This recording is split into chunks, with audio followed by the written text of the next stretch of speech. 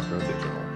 Welcome to Love Letters. Love Letters are a collection of love stories of people get lost, get crazy in the name of love. The Uninitiated Heart, Why the American Male is Losing His Way, Part 1. Jacob Siegel wrote an article, What Went Wrong with the American Man? And it is worth serious reflection.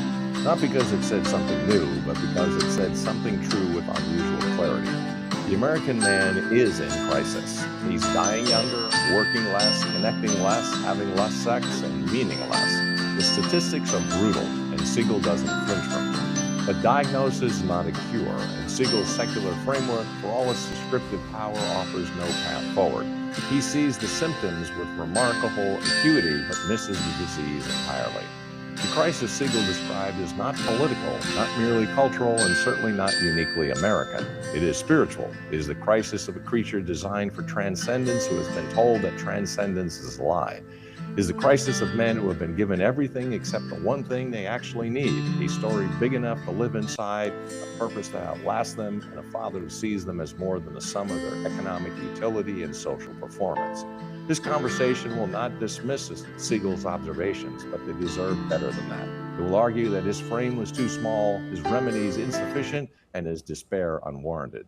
The Christian tradition offers something Siegel cannot, not just analysis, but redemption, not just description, but transformation. In conclusion, this is not just a diagnosis of what went wrong, but a vision of what could go right, what has gone right for 2 millennia, whenever men have dared to walk through the door that opens when they stop pretending they can save themselves. Mr. Mac, is this really about American man specifically, or Siegel describing something much older and more universal? This is exactly where we need to start because Siegel's framing, the American man, is both his greatest strength and his fatal limitation. He's right that something is broken in American masculine identity over the past 50 years. The data is undeniable, but he's wrong to think that this is a modern crisis or an American one. What he's actually describing is an ancient human problem that happens to be expressing itself in a particular cultural moment.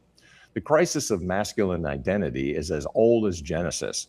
It's there in Cain's rage when God rejects his offering, in Jacob's wrestling with the angel, in David's devastating failure with Bathsheba, and Peter's denial of Christ. The pattern is always the same. A man loses his way when he loses his father, when he stops knowing who he is and why he's here, when he replaces vocation with performance and identity with achievement.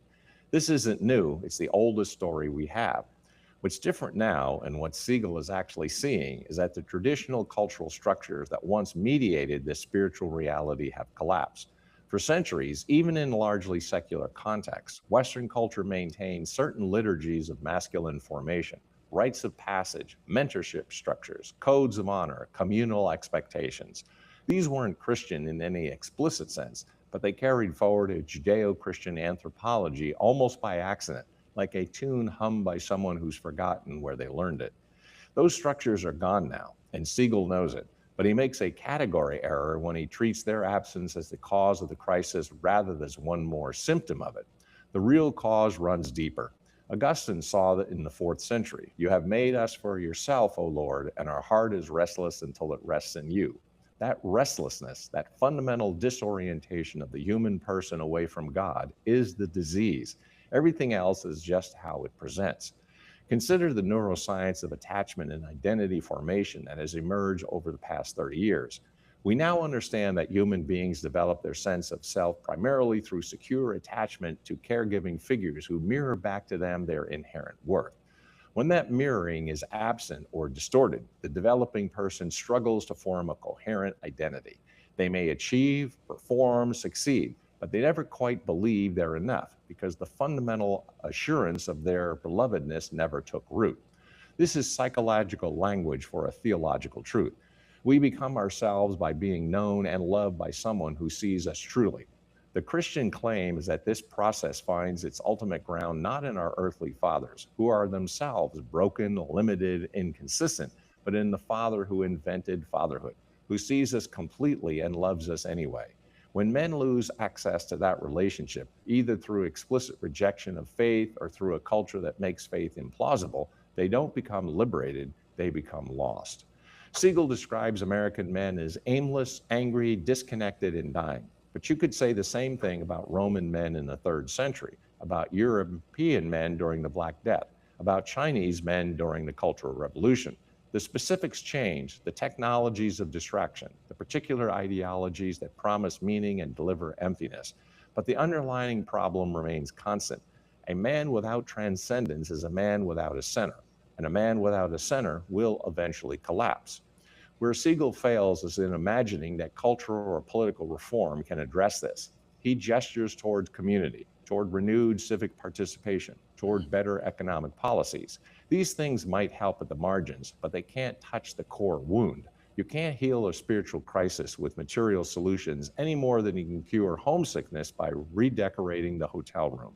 The longing is for home, and no amount of rearranging the furniture will satisfy it. The church fathers understood this. Gregory of Nyssa wrote that man is an amphibious creature. We exist simultaneously in the material and spiritual worlds and cannot thrive if we deny either dimension. The modern secular project, which Siegel inhabits without quite recognizing it, has tried to cut off the spiritual dimension entirely. It has told men that they are nothing but matter, that their lives mean only what they make them mean, that death is the end and transcendence is a comforting lie. And then it wonders why men are dying of despair. Siegel has correctly identified the symptoms of masculine crisis in contemporary America, but he has mistaken a local outbreak for the disease itself. The crisis is neither modern nor American, but a perennial human problem that emerges whenever men lose connection to transcendent purpose and paternal love. In conclusion, which is to say, whenever they lose their way to the Father. Well said, Mr. Mick. And you mentioned that Siegel offers no path to healing. What would the path to healing actually look like from a Christian perspective? The Christian path to healing begins with a truth that the modern world finds almost impossible to accept. You cannot heal yourself. This isn't pessimism, it's realism about the human condition. We are not self originating, self sustaining, or self redeeming creatures. The fantasy of radical autonomy, that we can and should be the sole authors of our own meaning and identity, is not liberation. It's a crushing burden that was never meant to be borne. Pascal saw this characteristic clarity in the 17th century. He described the human person as suspended between infinity and nothingness, capable of apprehending our own smallness, yet haunted by the intuition that we were made for something more. That tension, he argued, cannot be resolved through reason or willpower. It can only be resolved through a relationship with the one who holds both the infinite and the finite in his hands. There is a God-shaped vacuum in the heart of every man, Pascal wrote, which cannot be fulfilled by any created thing, only by God, the Creator. The healing path for men in crisis, then, doesn't start with a program or a practice. It starts with a recognition. I am lost. I cannot find my way alone, and I need someone to come for me. In Christian terms, this is called metanoia, the word we translate as repentance, but which carries a fuller meaning of turning around, of reorienting your entire life in a different direction. It's the prodigal son realizing he's been eating with the pigs and deciding to go home. It's Peter weeping after the rooster crows. It's Paul on the Damascus road, blinded and asking, "Who are you, Lord?" The initial turning is followed by what the tradition calls sanctification, the long, slow, often painful process of being remade into the person you were always meant to be. This isn't self-improvement in the modern therapeutic sense. It's not about becoming more successful or even happier. It's about becoming more real, more truly yourself, as you shed the false identities you've constructed to survive in a world that never quite saw you as you are. The neuroscience here is fascinating. Research on trauma and recovery has shown that healing from profound relational wounds requires what's called earned secure attachment, the experience of being consistently seen, known, and valued by someone who doesn't need you to perform for them. This creates new neural pathways, new patterns of relating, new ways of being in the world. It's a process of reparenting, essentially. And while this can happen in therapeutic relationships, it happens most powerfully and completely in a spiritual community grounded in the unconditional love of God. The church, at its best, is supposed to be that community, not a social club for the already righteous, but a hospital for sinners, as the early fathers put it. A place where broken men can show up broken and not be turned away, where performance is not required because acceptance has already been given, where you can say, I am a wreck, and hear back, so are we. Welcome home. That's why in the Apostle Paul, in his letter to the Ephesians, describes the church as Christ's body, not as a metaphor for organization, but for organism, a living community where each part needs and nourishes the others. The healing of individual men doesn't happen in isolation. It happens in the context of other men who are also being healed, who can say, I know that darkness. I've been there. Here's how we walk out together. The practical shape of this healing involves what the Catholic tradition calls spiritual disciplines: prayer, confession, communion, and service. These aren't arbitrary religious duties, they're practices that train us in a different way of being. Prayer is learning to speak honestly to someone who already knows all your secrets and hasn't left. Confession is practicing vulnerability, saying out loud the things you've been hiding, and discovering you're still loved. Communion is remembering that you're part of a body that's bigger than you, that your life is woven into a story that started long before you and will continue long after. Service is discovering that you have something to offer, that your life can bless others, that you are not merely a consumer, but a creator. But underneath all these practices is one foundational shift, moving from a performance based identity to an identity rooted in being beloved. This is perhaps the hardest transition for men because we've been so thoroughly trained in the logic of achievement. We know how to earn, to prove, to compete. We don't know how to simply receive. And the gospel's central claim is that the most important thing about you is not something you earn, but something you were given. You are a son, beloved by the Father, not because of what you've accomplished, but because of whose you are. Martin Luther, writing in the 16th century, called this justification by faith, the revolutionary idea that your standing before God is not based on your moral performance, but on Christ's finished work received as a gift. This wasn't a theological theory for Luther. It was deeply personal. He had driven himself nearly mad trying to be good enough for God until he finally understood that good enough was never the point. God was not a boss waiting to be impressed, but a father waiting to embrace him. That shift from trying to earn love to learning to receive it is the heart of masculine healing. Because once a man knows he's beloved, he stops needing to prove it. He can risk failure without risking his identity. He can admit weakness without losing his worth. He can ask for help without experiencing it as humiliation. He can be human again instead of maintaining that exhausting performance of invulnerability that passes for masculinity in so many contexts.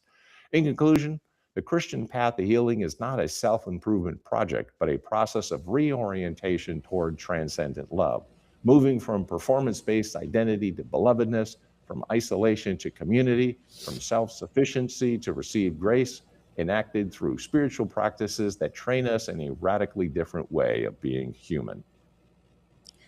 Mr. Mick Siegel focuses heavily on cultural and economic factors, loss of manufacturing jobs, the breakdown of traditional family structures, and the rise of digital isolation. Are those factors irrelevant from a theological perspective?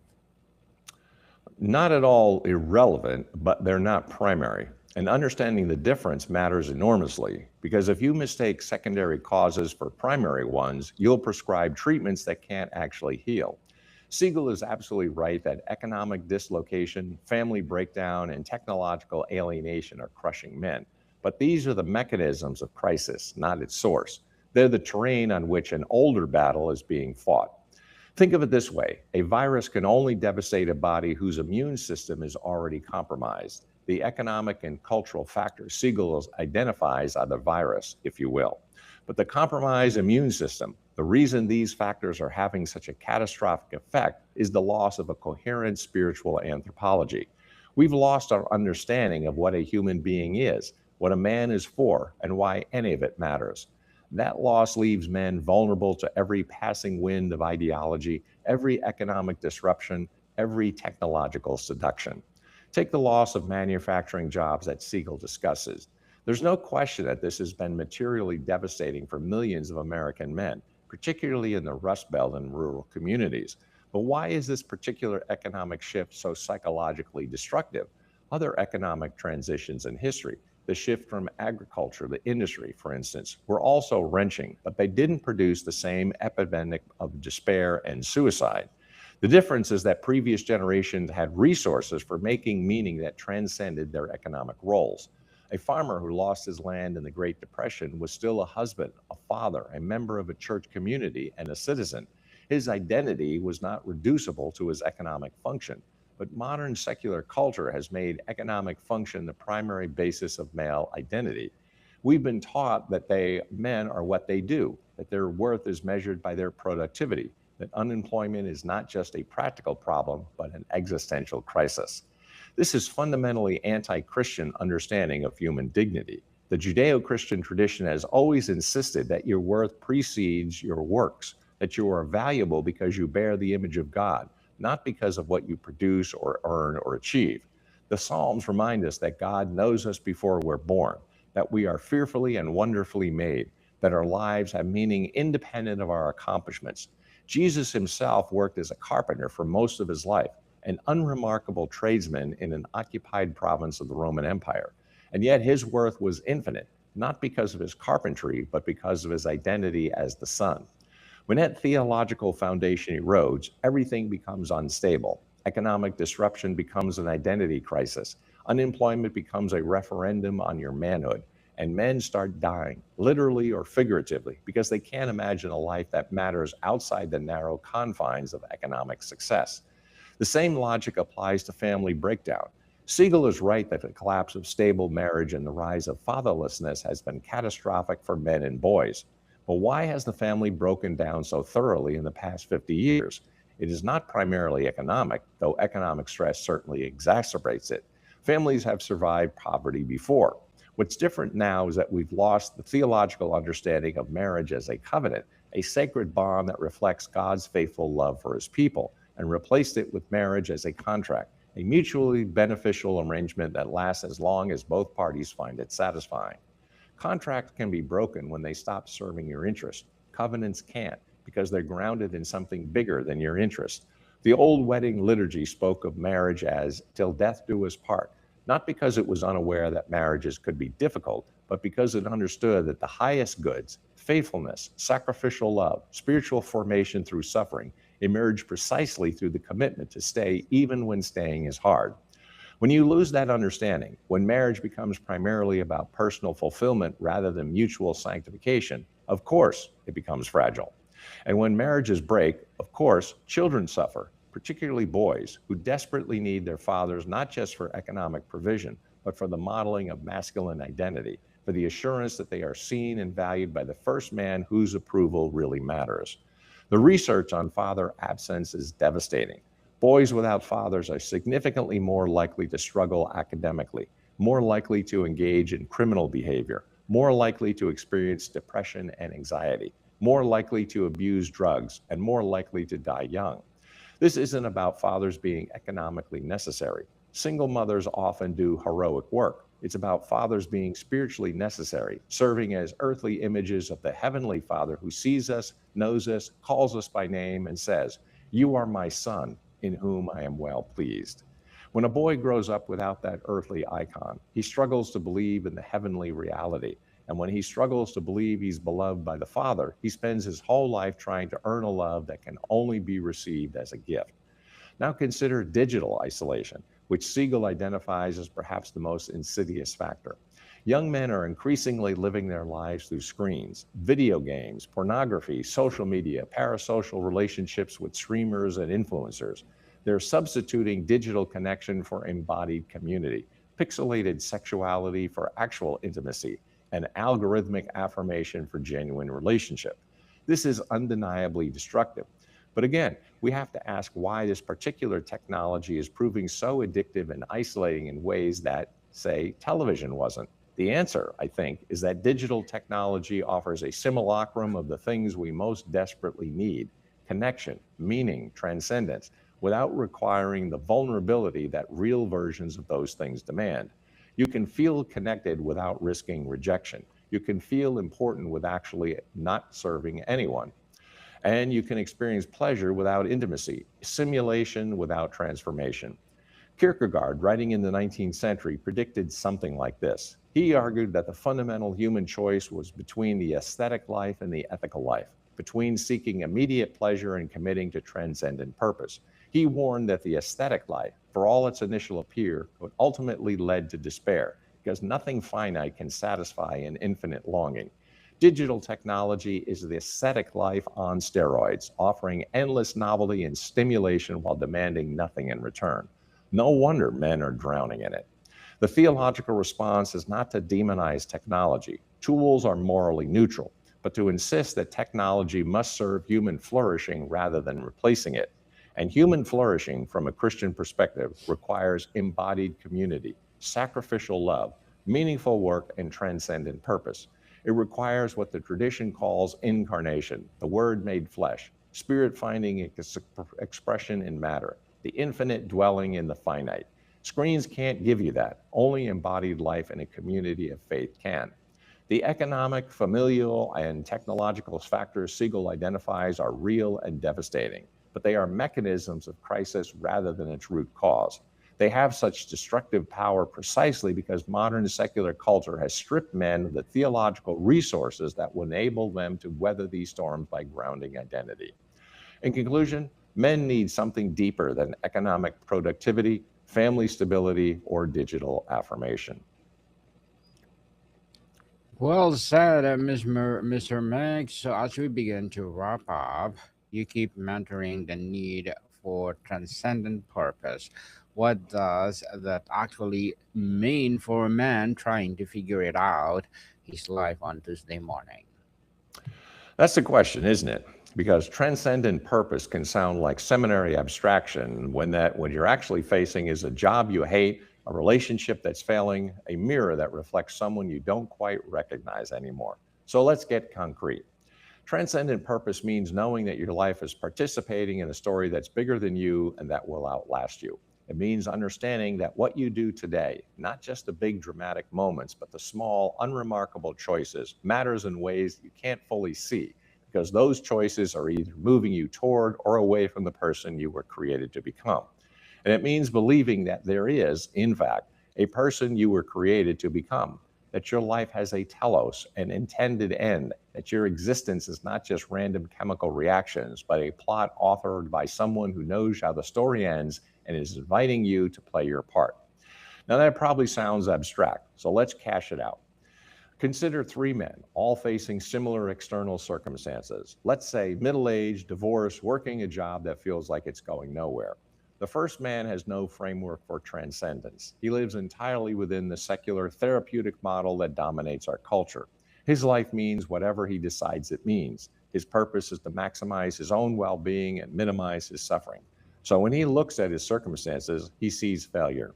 The divorce is evidence that he's not good enough. The job is proof that he's wasted his life. The years ahead look like more of the same. He starts drinking more, sleeping less, caring less. Why not? If there's no larger meaning, then comfort is the only rational goal. The second man has a vague cultural Christianity, the sort that nods toward God at funerals and Christmas, that doesn't really expect God to show up on Tuesday morning.